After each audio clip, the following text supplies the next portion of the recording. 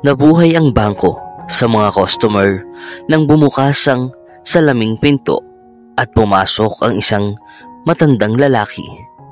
Punit-punit ang kanyang mga damit, kulubot ang kanyang mukha, at may napakalaking sako na nakasabit sa kanyang balikat. Nagpalitan ng mga nakakatawang tingin ang mga empleyado. "Nawawalang matanda," tumawa ang isang teller. Ngumisi ang mga customer. Pero dahan-dahang lumapit ang matanda. Matatag ang kanyang mga mata. "Ako ang may-ari ng bangkong ito," pahayag niya. Sumiklab ang tawanan. Isang taong mukhang pulubi na nagmamay-ari ng bangko? Kakaiba. Pero pagkatapos, nakahawak sa kanyang nanginginig ng mga kamay, naabot niya ang loob ng kanyang sako. At ang kanyang nakuha ay nagpatahimik sa buong silid. Nawala ang mga ngiti. May isang taong napasingha. At sa loob ng ilang segundo, tinawag na ang seguridad. Ang amoy ng sariwang kape at makintab na kahoy ang pumuno sa hangin sa loob ng Grand Crest Bank, habang nagdudulot ng kaguluhan ang tanghalian. Nakatayo sa pila ang mga nakasuot ng magagarang damit na propesyonal. Nagte-text sila sa kanilang mga telepono. Hindi mapakali na naghihintay ng kanilang turn. Maayos na hinahawakan ng mga teller, mga bata, at may kumpiyansa ang bawat transaksyon. Naghahalo ang kanilang pag-uusap sa ingay ng aktibidad. Walang nagbigay pansin nang bumukas ng may pangangalit ang mga salaming pinto. Pero nang lumakad papasok ang matandang lalaki, napalingon ang lahat. Hindi siya nababagay dito. Kupas at luma ang kanyang mga damit. Gasgas ang kanyang sapatos na lampas na sa pag-aayos. May isang marumi na sombrero ang nakapatong sa kanyang ulo na nagahagis ng anino sa kanyang kulubot na mukha. Pero ang nakakuha ng atensyon ng lahat ay ang napakalaking sako na nakasabit sa kanyang balikat. Mabigat ito. Nahihirapan ang kanyang payat na katawan sa bigat nito habang dahan-dahan na naglalakad siya patungo sa counter. Ilang customer ang kusang lumayo. Nakakunot ang kanilang mga ilong. Isang batang babae na nakasuot ng malinis na asul na blazer ay bumulong sa kanyang kasamahan. Pinipigilan ang pagtawa. "Pasensya na po, sir," sabi ni Josh, isang teller. Pinipilit ang isang magalang na ngiti. "Nawawala po ba kayo?" Hindi kaagad sumagot ang matanda. Ibinaba niya ang kanyang sako sa sahig na may malumanay na pagbagsak. Itinuwid niya ang kanyang marupok na likod at tumingin ng diretso kay Josh. "Ako ang may-ari ng bangkong ito," sabi niya. Sandaling tumahimik. Pagkatapos ay tumawa. Hindi lang si Josh, kundi ang mga teller sa tabi niya, ang security guard malapit sa pasukan, at maging ang ilang customer na nasa loob ng pandinig. Ang idea ay katawa-tawa. Isang lalaking mukhang hindi nakakakain ng maayos sa loob ng ilang araw na nag-aangkin na may-ari ng Grand Crest Bank. Ang mismong pag-iisip ay nakakatawa. "Tama," sabi ni Josh. Pinipigilan ang kanyang amusement. "Sir, may kailangan po ba kayong tulong?" Nanatili namang kalmado ang matanda. Tiningnan ng kanyang matatalim na asul na mga mata ang buong silid bago bumalik kay Josh. "Sabi ko," ulit niya. Hindi nagbabago ang kanyang boses. "Ako ang may-ari ng bangkong ito." Mas maraming pagtawa. Isang lalaking nasa kalagitnaan ng edad na nakasuot ng magandang suit ang umiling. Bumubulong sa ilalim ng kanyang hininga. Humakbang pasulong ang security guard. Handa nang ihatid palabas ang lalaki.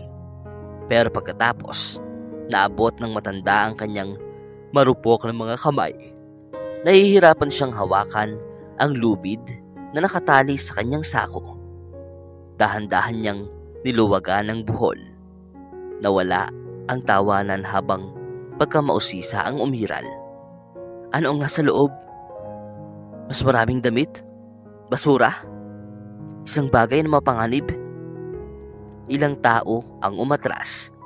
Gumapang ang tensyon sa hangin. Humukay ang matanda sa loob at may kinuha siyang isang bagay. Sa sandaling lumabas iyon, tumahimik ang buong silid. Nawala ang kulay sa mukha ni Josh. Natigil ang kamay ng security guard sa kanyang radyo. May isang babae na malapit sa likod ang napasinghap. Tinakpan ang kanyang bibig. Walang nakatawa pa. Nanuyot ang lalamunan ni Josh nang matuon ang kanyang mga mata sa bagay na hinugot ng matanda mula sa sako. Isang makapal na tumpok ng mga lumang dokumento. Dilaw na ang mga gilid. Nakatali ng isang kupas na pulang laso. Pero hindi lang papel iyon. May selyo ang pinakamataas na pahina. Isang opisyal na embossed na selyo ng bangko.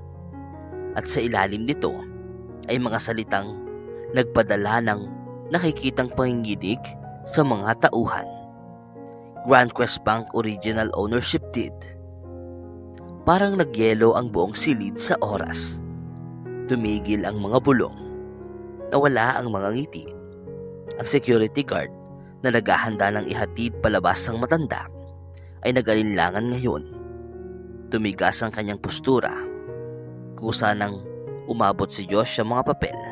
Pero humigpit ang pagkakahawak ng matanda. Hindi pa ako tapos, sabi ng matanda. Mababa pero matatag ang kanyang boses. Humukay ulit siya sa loob ng sako. At sa pagkakataong ito, may kinuha siyang mas nakakagulat pa. Isang lumang leather ledger na puno ng maingat na mga sulat kamay na entry. May ilan na nagsimula pa noong halos isang siglo na ang nakararaan. Nanginginig ang mga kamay ni Josh habang tumingin siya sa kanyang manager, si Lisa. Nakakalabas lamang mula sa kanyang opisina. Naalerto siya sa lumalalang tensyon sa silid. Nasa kalagitnaan ng kanyang 40s siya. Makintab at may kumpiyansa. Pero sa sandaling ito, mukhang hindi rin siya sigurado tulad ng lahat. Sir, sabi niya ng maingat. Humakbang siya pasulong. Saan niyo po nakuha ang mga dokumentong ito? Hindi nagbago ang ekspresyon ng matanda. Dahan-dahan siyang huminga. Matatag ang kanyang tingin. Itinayo ng aking ama ang bangkong ito at ang kanyang ama bago siya.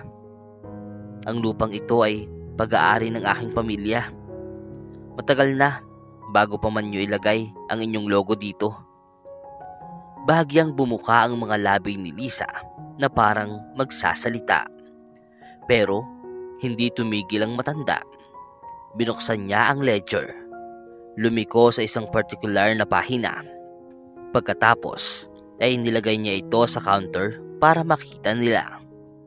Nakasulat sa eleganteng lumang sulat kamay ay ang pangalang Isaiah Carter.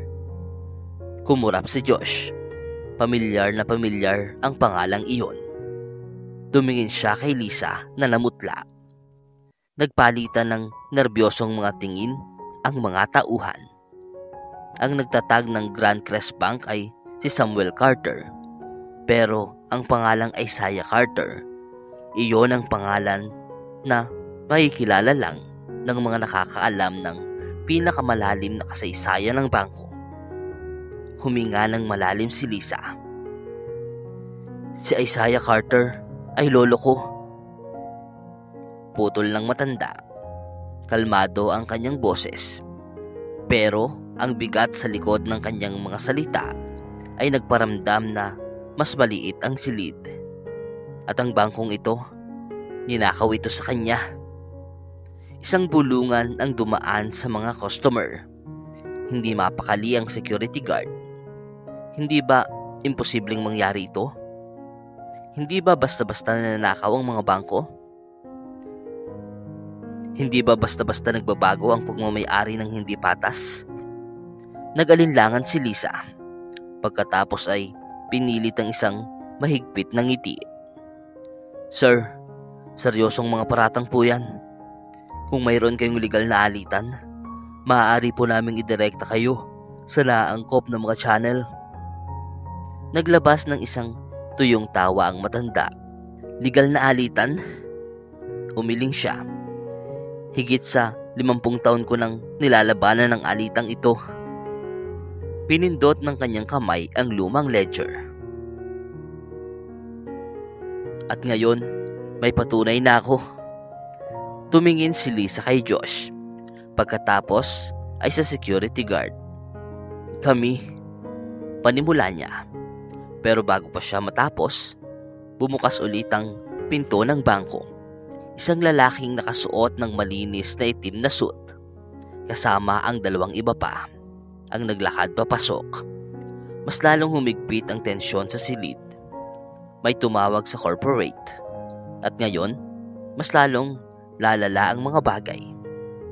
May otoridad na gumalaw ang lalaking nakasuot ng itim na suit.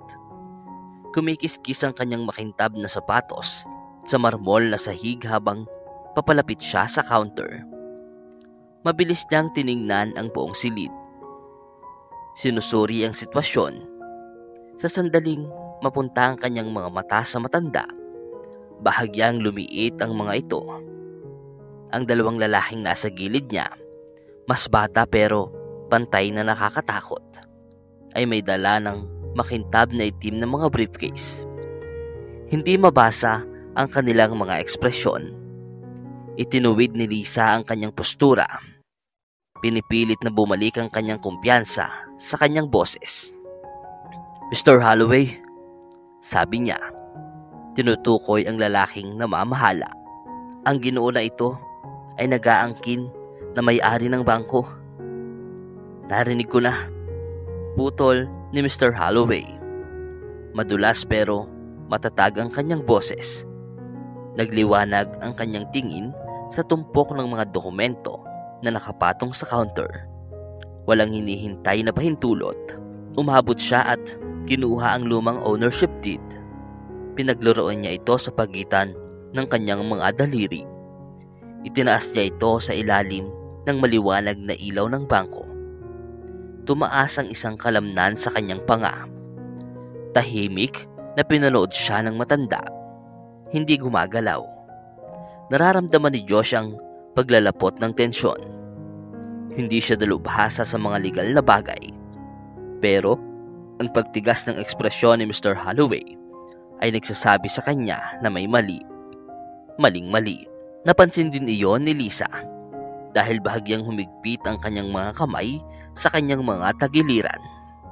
Huminga ng malalim si Mr. Holloway at ibinaba ang dokumento. Saan mo nakuha ito? Bumuka ang mga labi ng matanda sa isang bagay na nasa pagitan ng ngiti at ngiwi. Sinabi ko na sa iyo, ang bangkong ito ay pag-aari ng aking pamilya. Ninakaw ito sa amin, mga dekada na ang nakararaan. Tinalunto ng kanyang mga daliri ang mga gilid ng lumang ledger. At kaya kong patunayan ito. Nagpalitan ng tingin ang isa sa mga batang lalaking nakasuot ng suit kay Mr. Holloway bago nagsalita. Sir, kailangan nating dalhin ang usapang ito sa ibang lugar. Marahil sa isang pribadong opisina. Tumawa ng tuyo ang matanda. Siyempre, gusto nyo iyon. Ayaw nyong malaman ang katotohanan dito sa harap ng lahat ng mga taong nandito. Dumaan ang kanyang boses. Tinitiyak na maririnig ng bawat customer at empleyado sa gusali. May ilang nagbulungan sa kanilang mga sarili. May ilan ang naglabas ng kanilang mga telepono. Tahimik na nagre-record mula sa malayo. Humigpit ang panga ni Mr. Holloway. Gumagawa ka ng eksena. Eksena? Tumingi ng matanda. Nawala ang lahat sa akin dahil sa bangkong ito. Ginugol ng aking ama ang kanyang huling mga taon sa paglaban sa korte para sa dapat na sa amin. Pero tinakpan ng pera at kapangyarihan ang katotohanan. Hindi ko hahayaang mailibing muli ito. Tumaas ang kanyang boses na parang bakal. Kaya kung gusto niyong umalis ako sa counter na ito, kukuhanin niyo ako. Isang nakakakuryenteng katahimikan ang bumalot sa silid. Hindi mapakali ang security guard na malapit sa pinto. Walang naglakas loob na gumalaw. Huminga ng malalim si Mr. Holloway. Pagkatapos ay tumango siya sa lalaki sa kanyang kaliwa. Binuksan ng mas batang lalaki ang kanyang briefcase. Kumuha siya ng isang makintab na modernong dokumento. Isinandal niya ito sa counter. "Ito," sabi ni Mr. Holloway. Tinatapik ang papel. "Ang kasalukuyang legal na pagmamay-ari ng Grand Crest Bank. Wala ang pangalan mo dito." Hindi man lang ito tiningnan ng matanda. Dahil tinitiyak ng mga katulad nyo na mabura ito. Humakbang pasulong si Lisa, nag-aalinlangan. "Sir," sabi niya ng maingat. Kahit na may pagkakamali noon, dumadaan ang mga paglipat ng pagmamay-ari sa mga legal na sistema. Hindi lang basta-basta nangyayari ang mga bagay nang walang mga tala. Kinuyom ng matanda ang kanyang mga daliri sa gilid ng ledger. Lumiko siya sa isa pang pahina. Isang pahina na may marupok ng mga gilid. Turo niya ang isang partikular na entry. "Kung gayon, ipaliwanag niyo ito." Sumandal si Lisa at nang mabasa niya ang nakasulat sa pahina, parang nawala ang dugo sa kanyang mukha. Nakita ni Josh na bahagyang umatras siya, na parang physically na tinamaan. Humakbang palapit si Mr. Holloway.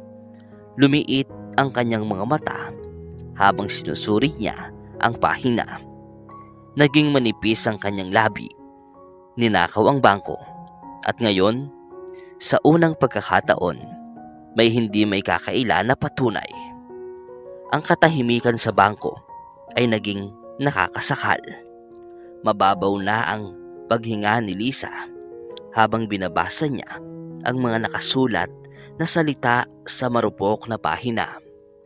Nanginginig ang kanyang mga daliri na parang gusto niyang lumiko sa susunod. Pero hindi siya naglakas loob na hawakan ito. Ang entry ay nakalagay noong halos 80 taon na ang nakakaraan. Pirmado ng isang lalaking maingat na nabura ang pangalan mula sa mga pampublikong tala. Isaiah Carter. Sa tabi nito ay isang mabilis na sulat kamay na pirma mula sa ibang banker. Isang pirma na mukhang nagmamadali, hindi sigurado, at higit sa lahat, napilitan. Pero ang nagpaikot sa tiyan ni Lisa ay ang malaking selyo sa ibaba. Ang selyong nagpatunay sa hindi mapaniniwalaan. Ang paglipat ay hindi kailanman legal.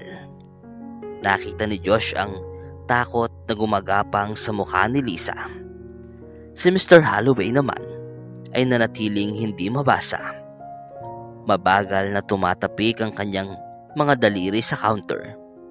Kinalkula ng kanyang isip ang kanyang susunod na hakbang. Umabot siya sa ledger, pero binawi ito ng matanda bago pa niya mahawakan. "Itong ebidensya," sabi ng matanda. Matatag pero kalmado ang kanyang boses. "At hindi ko hahayaang mawala ito tulad ng lahat ng iba pa." Humigpit ang mga labi ni Mr. Holloway. "Lumang papeles ito," sabi niya ng maayos. Pero may bahagyang kirot na ngayon ang kanyang boses. Ang mga tala mula sa mga dekada na ang nakalilipas ay may kaunting legal na timbang kung hindi ito maayos na ma-file. At duda akong maayos itong na-file. Pumagit na ang matanda. Humukay ulit siya sa kanyang sako. Kumuha siya ng isa pang dokumento. Maluwag na ito, pero Hindi mapagkakamalan ang selyo rito. Isang opisyal na tala ng gobyerno.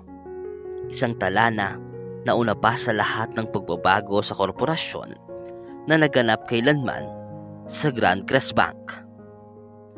Huminga ng malalim si Lisa. Higit sa isang dekada na siyang nagtatrabaho sa bangko. Dumaan siya sa mga audit, mga pagsusuri sa kasaysayan, at mga legal na inspeksyon. Hindi kailanman ni minsan lumabas ang dokumentong ito kung totoo ito. Kung gayon ang lahat ng kanilang itinayo, bawat deal na ginawa sa ilalim ng kasalukuyang pagmamay-ari ng bangko ay nakatayo sa ninakaw na lupa. Si Mr. Holloway naman ay hindi nag-aalala. Kinuha niya ang modernong dokumento na kanyang inilagay kanina. Ang nagpapatunay sa kasalukuyang pagmamay-ari. Itinaas niya ito. Kahit na totoo ito, sabi niya, kontrolado pero matatag ang kanyang boses. Hindi na pabor sa iyong panahon. Ang mga paratang na ito ay dapat nang pinaglaban sa korte. Matagal na ang nakalipas. May mga batas ng limitasyon para sa isang dahilan. Kumuyom ang panga ng matanda. Humigpit ang kanyang pagkakahawak sa ledger. At sino sa tingin mo ang naglagay ng mga limitasyong iyon? Mababa at mapanganib ang kanyang boses. Sino sa tingin mo ang nagtiyak na mawawala ang oras bago maibalik ng aking pamilya ang dapat sa kanila? Nararamdaman ni Josh ang bigat ng mga salitang iyon. Ang mga customer na karamihan ay tahimik lang kanina ay nagbulungan na ngayon. Ilang tao ang lumapit. Pinapanood ang pag-uusap na nagaganap ng may nakakabighaning atensyon. May ilan ang naglabas ng kanilang mga telepono, nagre-record ng bawat segundo. Ibinaling ni Mr. Holloway ang kanyang tingin sa kanila. Pagkatapos ay bumalik sa matanda. May sumilay na isang bagay sa kanyang mukha. Posibleng pagkabigo. Nakaharap na siya sa mga alita noon. Galit na mga customer, mga legal na laban. Pero iba ito. Ito ay kasaysayan na naghahanap ng daan pabalik mula sa libingan. Tumangging makalimutan. Sa wakas, huminga siya ng malalim at ikinurus ang kanyang mga braso. Ano ang gusto mo? Hinarap ng matanda ang kanyang titig nang walang pag-aalinlangan. Gusto ko ang aking bangkong pabalik. Napaangat ang ulo ni Lisa. Isang bulungan ng pagkagulat ang dumaan sa silid. Nanikip ang tiyan ni Josh. Inaasahan niyang hihingi ng pera ang matanda. Mga bayad. Marahil, isang formal na pagkilala sa nangyari. Pero ito ang hindi handa ang sino man. Nagdilim ang ekspresyon ni Mr. Holloway. Imposible iyon. Hindi nagatubili ang matanda. Walang imposible, sabi niya. Hindi nagbabago ang kanyang boses. Lalo na kapag may katotohanan ka. Sa unang pagkakataon mula nang pumasok sa bangko, nag-aalinlangan ang kumpiyansa ni Mr. Holloway. Matalim ang hangin sa loob ng bangko. Ang mga customer na nagtatawanan lang noon sa matanda ay nakatayo ngayon na parang nagyelo. Nagbago ang kanilang pagkamausisa sa ibang bagay. Nag-aalala ang mga tao. Nagre-record pa rin ang mga telepono. Nakukuha ang bawat segundo. Naihubaran ang katotohanan sa real time at wala nang makakapigil nito ngayon. Nanatiling nakakrus ang mga braso ni Mr. Holloway. Maingat niyang pinanatili ang kanyang neutral na ekspresyon. Pero bahagyang nanginginig ang kanyang mga daliri sa kanyang mga tagiliran. Napansin iyon ni Josh. Napansin din iyon ni Lisa. At napansin din iyon ng matanda. Iyon lang ang tanda na hindi kasing kalmado ng gusto niyang ipakita sa lahat ng bank executive. "Gusto mo ang iyong bangko na mabalik?" ulit ni Mr. Holloway. Susi at maiingat ang kanyang boses. "Hindi ganoon gumagana ang mundo. Hindi basta-basta nagbabago ang pagmamay-ari ng mga institusyon batay sa mga lumang tala at mga paratang mula sa nakaraan." Hindi kumurap ang matanda. "Ganoon nga talaga gumagana ang mundo kapag may katarungan." Kumalat ang isang bulungan sa lumalaking karamihan. May ilan sa mga customer ang tumango. May ilan ang nagbulungan sa isa't isa. Naglilibot ang kanilang mga mata sa pagitan ng matanda at ni Mr. Holloway. Ang bigat ng kasaysayan ay nakatagan sa silid. Hinihingi na kilalanin. Nagalinlangan si Lisa bago magsalita. "Sir," sabi niya ng maingat, "kahit na totoo ang sinasabi niyo, napakakomplikado ng proseso para mabawi ang isang bagay na tulad nito. May mga legalidad, mga estruktura ng korporasyon, mga legalidad na itinayo sa isang krimen." Pumagitna ang matanda. Ibinalik niya ang ledger kay Lisa. Turo ng kanyang kulubot na daliri ang isang partikular na petsa. Hindi kailanman legal ang paglipat na ito. Ninakaw ito. Nakatago sa ilalim ng mga legal na dokumento na hindi dapat kailanman pinirmahan. At alam mo yan. Namutla ang mukha ni Lisa. Nakita iyon ni Josh. Alam niya ito. Marahil, hindi niya alam noon. Pero ngayon, hindi na niya may kakaila ang nasa harapan niya. Huminga ng malalim si Mr. Holloway. "Ano ba talaga ang iniisip mong mangyayari dito?" Mas malambot na ang kanyang boses ngayon. Pero may kirot sa ilalim nito. "Naibibigay lang namin sa iyo ang mga susi na ang isang bangko na kasing laki nito ay mawawasak dahil sa isang bagay na nakasulat sa mga dekada na ang nakalipas." Hindi nag-atubili ang matanda. "Sa tingin ko, may pagpipilian ang Grand Crest Bank," sabi niya. "Isang napakapampublikong pagpipilian. Kilalanin ang katotohanan at itama ito o subukang ilibing ito ulit." Napalunok si Josh. Hindi lang ito isang hamon. Isang babala ito. At base sa paraan ng panunood ng mga customer, ng paghihintay nila, nasa talo na ang bangko sa labanang ito. Humigpit ang panga ni Mr. Holloway. "Nagkakamali ka." Ngumiti ang matanda. Isang maliit, nakakaalam ng ngiti. "Gaya ng ginawa mo noong isipin mong mawawala ang ninakaw mo dahil sa oras." Isang bigla ang boses mula sa karamihan ang pumutol sa katahimikan. "Anong mangyayari ngayon?" Nagpadala ng kuryente ang tanong sa buong silid. Lahat ay iniisip ang parehong bagay. Kung ang bangko ay itinayo sa mga ninakaw na pundasyon, kung lumabas na ang katotohanan, ano ang mga susunod na hakbang? Tumingin si Lisa kay Mr. Holloway. Naghintay ng sagot. Ginawa rin iyon ni Josh. Pero bago pa makasagot ang sinuman, bumukas ulit ang pinto ng bangko. Isang grupo ng mga lalaki ang pumasok. May hawak silang mga opisyal na briefcase. Agad na nagbago ang atmosfera sa kanilang presensya. May layunin silang gumalaw. Sinusuri ng kanilang mga mata ang sitwasyon. Kinukuha ang mga dokumento. Ang karamihan, ang tensyon sa hangin. Hindi na kailangang itanong ni Josh kung sino sila. Mga abogado. At narito sila para linisin ang gulo na malapit ng sumabog ng lampas sa kanilang kontrol. Sa sandaling pumasok ang mga abogado. Parang huminga ang buong bangko. Ang kanilang matatalim na suit, at kalkulado na paggalaw ay nagpadala ng malinaw na mensahe. Hindi na lang ito isang argumento sa isang labi. Mas malaki ito.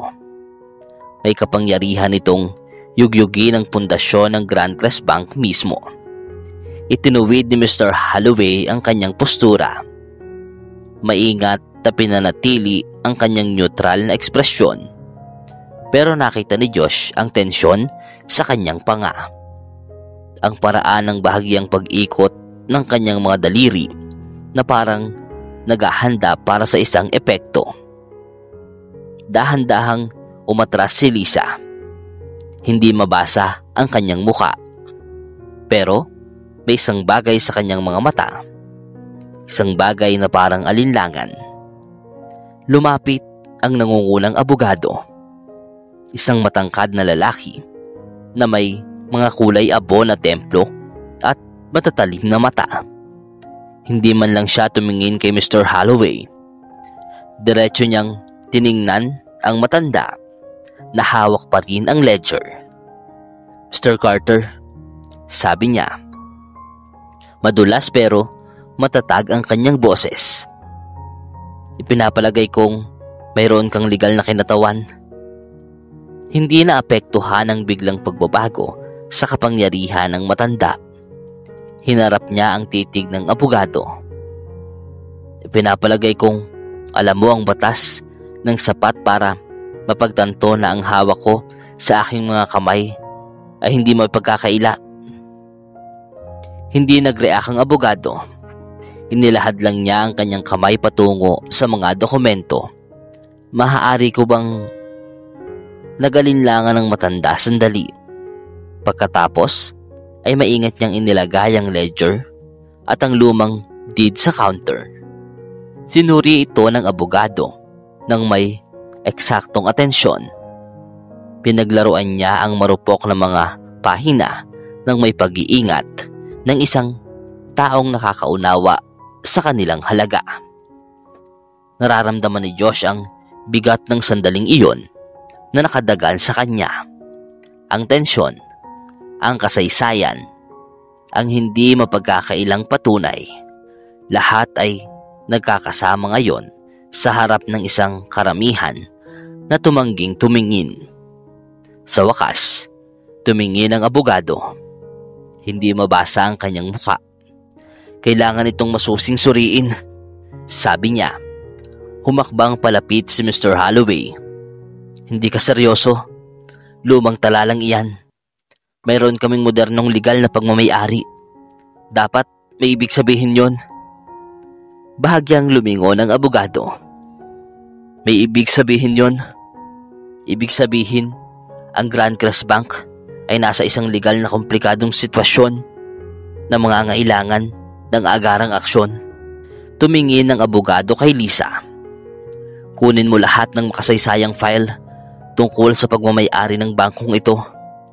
Gusto kong makita ang buong transparency sa bawat pagkuha, bawat pirma, bawat hatol sa korte na nauugnay sa ari-arian na ito." Tumango si Lisa nang may pagkamatigas at nagmadaling pumunta sa likod ng opisina. Nakita iyon ni Josh sa kanyang mukha. Alam niya kung ano ang kanyang hahanapin at hindi ito magiging pabor kay Holloway. Pagkatapos ay ibinalik ng abogado ang kanyang atensyon sa matanda. "Kung totoo ang iyong mga paratang, hindi ito magiging negosasyon. Magiging isang buong legal na laban ito." Tumango ang matanda. "Buong buhay ko nang nilalabanan ito. Ito na lang ang huling round." Kumalat ang isang bulungan sa karamihan. Nagre-record pa rin ang mga telepono. Nagbulungan ang mga customer sa isa't isa. May ilan ang tumingin patungo sa labasan na parang inaasahang kumakalat na ang balita ng sandaling ito nang lampas sa mga pader ng bangko. Nag-crack ang kumpiyansa ni Mr. Holloway. Katawa-tawa ito. Bulong niya. "Hindi ka basta-basta makakapasok dito at mawawasak ang mga dekada ng negosyo. Huminga ng malalim ang abogado. Isinara ang ledger ng may layunin. Mga dekada ng negosyo na itinayo sa ninakaw na lupa. Pagtama niya. At kung totoo ang mga talaang ito sa korte, oo, maaari nating ibalik iyon. Sa unang pagkakataon, mula nang pumasok ang matanda sa bangko, may bago sa hangin. Hindi lang tensyon, may mas malalim. Isang bagay na halos isang buhay ang inilaan para makuha ulit. Katarungan. Dahan-dahang huminga ng malalim ang matanda na parang nawala na ang mga taon ng bigat sa kanyang mga balikat. Tumingin siya kay Josh. Pagkatapos ay kay Lisa. Bago tuluyang ibalik ang kanyang tingin kay Holloway. Akala mo, mawawala ang katotohanan dahil sa oras? Sabi niya. Matatag ang kanyang boses. Pero ang katotohanan ay hindi kailanman nangangailangan ng pahintulot para marinig. At sa sandaling iyon, ang hinaharap ng Grand Crest Bank ay hindi na nasa kamay ng mga ninakaw nito. Pag-aari na ito ng kasaysayan. At ang kasaysayan ay hindi kailanman nakakalimot.